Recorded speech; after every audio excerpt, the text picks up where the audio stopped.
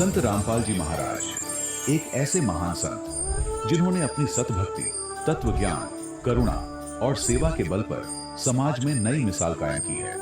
संत रामपाल जी महाराज की अगुवाई में उनके सभी सतलोक आश्रमों से समाज कल्याण के अद्भुत कार्यों ने समाज को सुनहरे भविष्य की एक नई उम्मीद दिखाई है। संत रामपाल जी महाराज से नाम दीक्षा लेने के बाद लाखों लोगों की लाइलाज बीमारियां जैसे कैंसर, एड्स आदि ठीक हुई। संत जी के ज्ञान से प्रेरित होकर उनके अनुयायियों ने लाखों यूनिट रक्तदान किया। संत जी ने लाखों बहन बेटियों का दहेज मुक्त विवाह करवाया।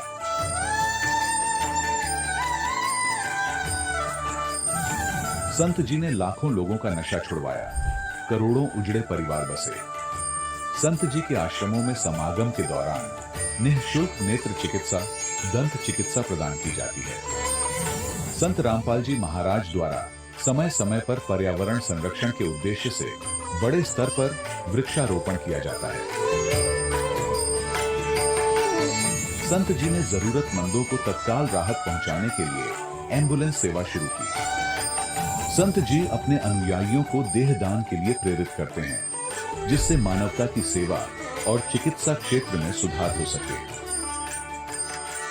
संत रामपाल जी महाराज के सभी आश्रमों में हर रोज निःशुल्क भंडारा आयोजित किया जाता है, जहां हर वर्ग, हर जाति और हर धर्म के लोग एक साथ बैठकर भोजन करते हैं।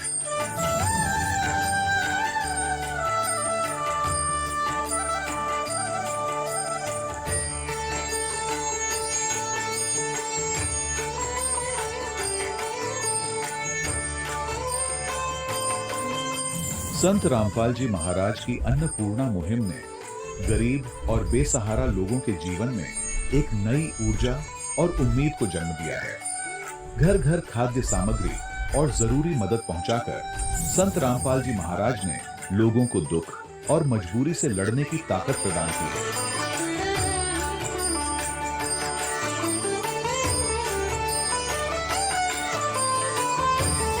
संत रामपाल जी महाराज द्वारा गरीब लोगों के लिए घर बनवाने का अद्भुत कार्य एक ऐसी मिसाल कायम कर रहा है जो सदियों सदियों संत जी की उदारता और दया भावना के तौर पर जाना जाएगा।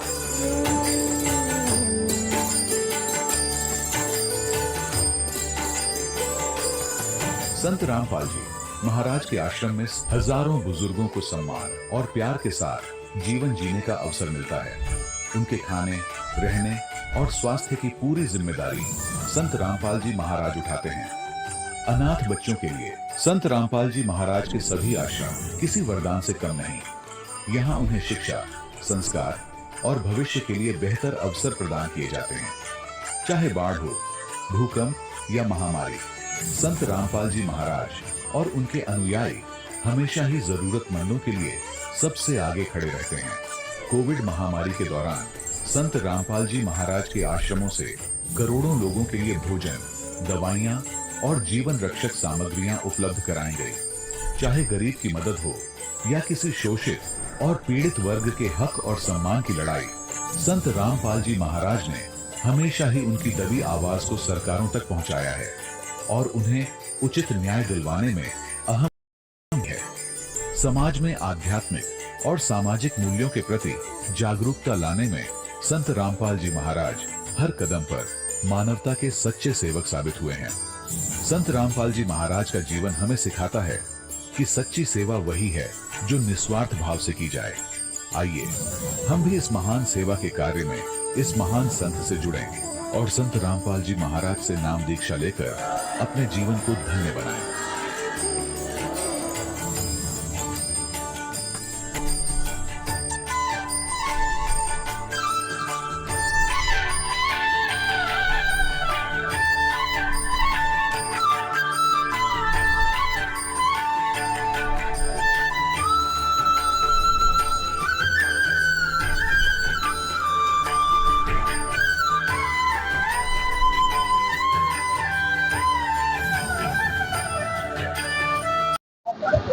जैसा कि सर आपने कहा कि ब्राह्मण किसे कहते हैं और ब्राह्मण की पहचान क्या है, तो गीता अध्याय 4 के 13वें श्लोक में गीता ज्ञानदाता ने सारी चीज को बताया है। और ब्राह्मण, क्षत्रिय, वैश्य और शूद्र, इन 4 वर्णों की रचना की है इन्होंने खुद।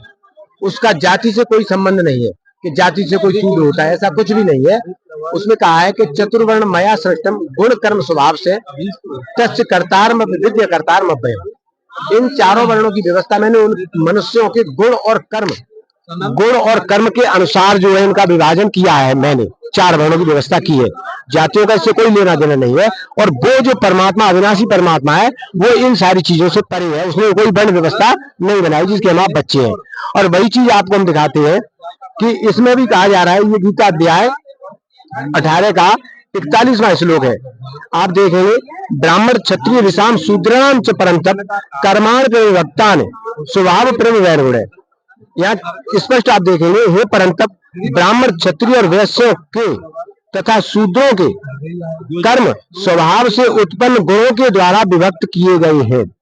अर्थात कर्म करने से ब्राह्मण होता है। दूसरी चीज क्या होती है कि ब्राह्मण सोई जो ब्रह्म पहचान है, अर्थात जो परमात्मा को जानता है वो ब्राह्मण है। ना कि फीत लगाने से कोई ब्राह्मण हो जाएगा, वो ब्राह्मण नहीं है, क्यों? उसके कर्म ही ऐसे हैं, हर तरह के नशे में लगा हुआ है और फिर वो कहे कि मैं ब्राह्मण हूं, नहीं, वो ब्राह्मण नहीं हो सकता। ब्राह्मण की पहचान है कि वो परमात्मा को पहचानने वाला होता है। परमात्मा कौन है, कहाँ रहता है, कैसे मिलता है, उसको पाने की पूजा की विधि क्या है, वो सारी पद्धति से परिचित होता है और कभी क्रोध नहीं कर सकता।